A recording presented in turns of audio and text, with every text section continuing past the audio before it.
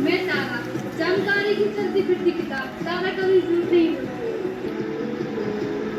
मैं तारा, हम तीनों बदले के मिले इसका नाम है आधा फूल। तो देखिए आधा फूल टीम का नया गीत सफर, आधा फूल और गया वो एकदम फिल्मी हीरो जैसे दिखता था, यंग और हर बदलीपुर में विवेक नाम का एक लड़का रहता, बिल्कुल भी कुछ नहीं, एकदम उदास रहता।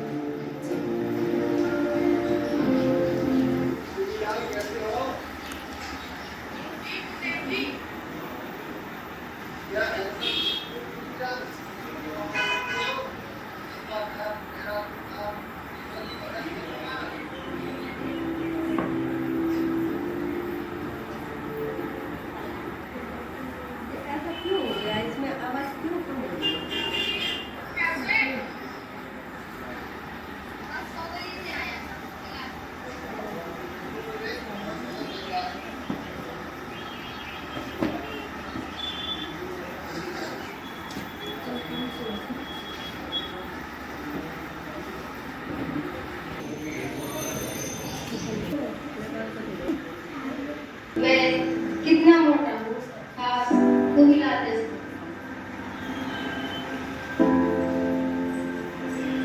बेटा इतने परेशान क्यों हो? तुम जैसे हो ठीक हो। ओ मेरे हाथी, हरे हरे हरे गन्ने, खिलाता हूँ तुझे चपाती। हाथी पर बच्चों को बैठाकर बदरीपुर घुमाता और पैसे कमाता।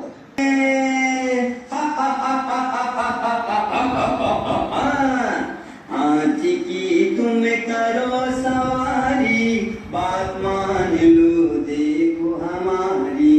हाथी की तुम करो सवारी, बात मान लो देखो हमारी। मुन्ना मुनिया आओ पास क्यों खड़े हो दूर उदास, मुन्ना मुनिया आओ पास क्यों खड़े हो दूर उदास। 50-50 तुम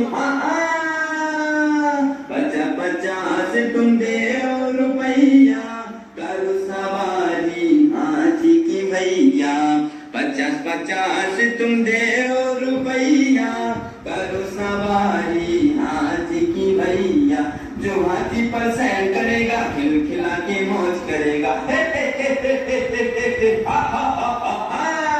जो हाथी पर सैर करेगा खिलखिला के मौज करेगा।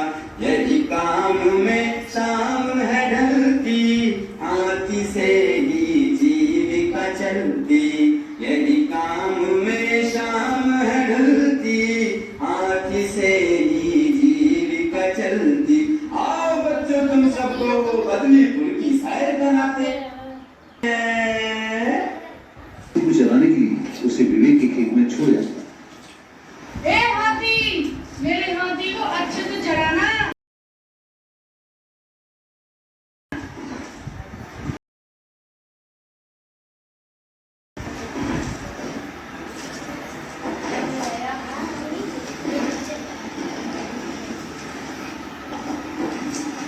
मैं चूड़ीदार जैसा दिखता तो वो मुझे कभी हाथी न कहता है, इसलिए सब उसे पसंद करते हैं और उपाय में खुश रहता है। ये रही मेरी, तुम्हारा गाता मैं कहूँगी। लो ये रही मेरी, ये नहीं माता जी, ये रही मेरी, ये रही मेरी। अरे क्या है?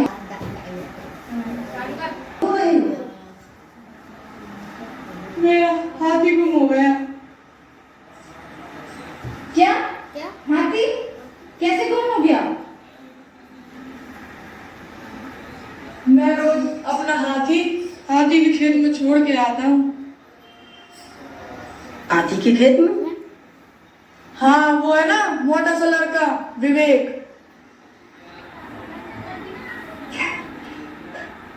तुम्हें किसी को ऐसे नहीं चढ़ाना चाहिए। तुमने तो एक शब्द बोल दिया, पर इसे सुनने वाले पर पता है क्या असर पड़ता है? पता है? वो खुद को हीन समझने लगता है। तुम्हारी एक इस हरकत से वो अपना आत्मविश्वास खो देता है। इसलिए भूल कर भी किसी को आगे से ऐसे मत बोलना, समझे?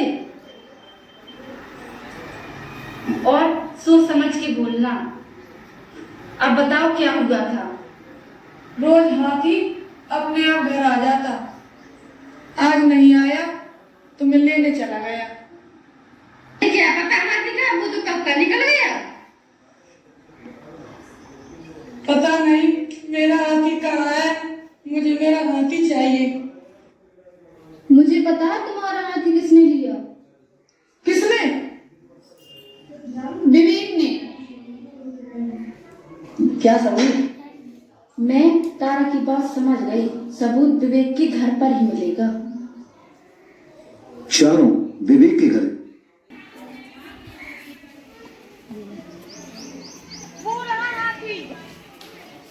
उसका नाम विवेक है, उसे हाथी मत कहो।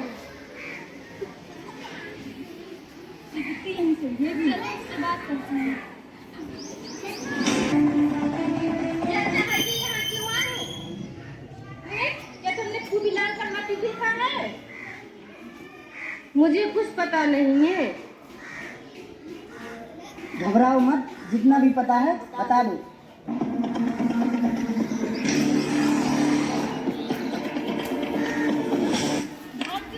हमसे बात करो। देखो गोविलाल की बॉडी और बाल कितनी अच्छी है।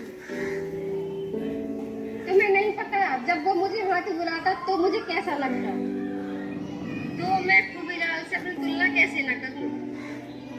मैं तो उसके जैसा गोरा भी नहीं हूँ, अदरक जैसा सांवला हूँ। मैंने गोविलाल जैसे दिखने की बहुत कोशिश की।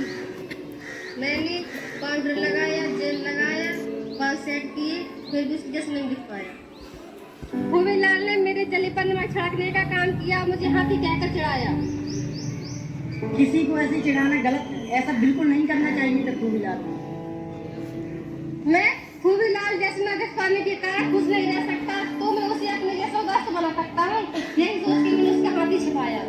तो ये पर विवेक, तुम गोविलाल जैसे नहीं दिखते तो उसमें उदास होने वाली क्या बात है? मैं सांवला हूँ और मैं भी अपनी तुलना कभी कभी दूसरों से करता हूँ, क्योंकि यह आम बात है, ऐसा सभी करते हैं। लेकिन मैं अपने आप को रोक कर याद दिलाता हूँ कि हर एक इंसान अपने आप में खास है, और ऐसा करने के बाद मुझे बुरा नहीं लगता। मैं चश्मा लगाती हूँ पर कितनी नहीं लगाती, पर मैं क्यों सोचूं मुझे कितनी जैसा दिखना है। मैं तारा हूँ, तारा ऐसी किसी की जैसी नहीं, खुद की जैसी। विवेक, तुम अपनी तुलना गोविलाल से करके खुद परेशान है ना। अगर तुम्हें कोई चढ़ाता है जिस पर भरोसा करते हो, जो तुम्हारे सबसे ज्यादा नजदीक हो, जाकर उसे बताना चाहिए। मुझे बात समझ आ गई। अब मैं अपनी तुलना किसी से नहीं करूँगी।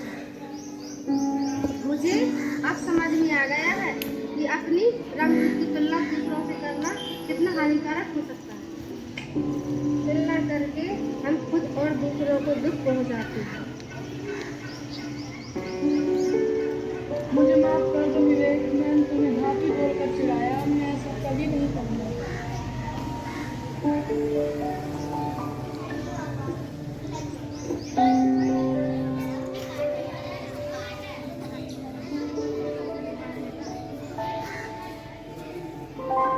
जिसका जैसा रूप रंग है,